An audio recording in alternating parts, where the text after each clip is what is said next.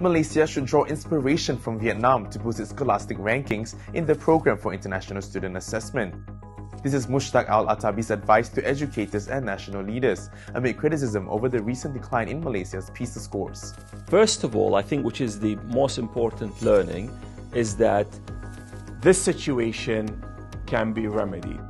So this is a country where we don't necessarily associate it with being rich or full of resources. So again, Malaysia is better resourced. So if Vietnam or Indonesia can do something, hopefully this inspires us that we could do better.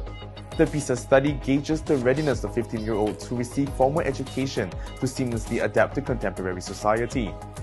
Mushtaq said Vietnam showed steep improvement in PISA scores over the years, and now ranks second in the ASEAN region after Singapore, with more than 70% of its students achieving at least level 2 proficiency in reading, mathematics and science in 2022. In contrast, Malaysia saw a dip in its PISA scores. In mathematics, the score decreased from 440 to 409, while in science, it dropped from 438 to 416. Similarly, the score for reading fell from 415 to 388. However, Mushtaq said this was not the time for anyone to play the blame game.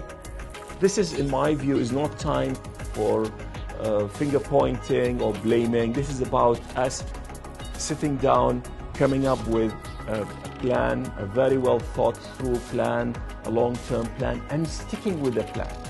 He called for a long-term approach aimed at cultivating children's higher-order thinking skills as soon as they enrolled in kindergarten. Mushtaq said this would ultimately lead to an improvement in Malaysia's PISA scores.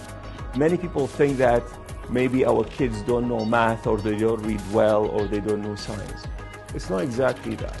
PISA focuses on what we call higher order thinking skills, which is the application of the knowledge.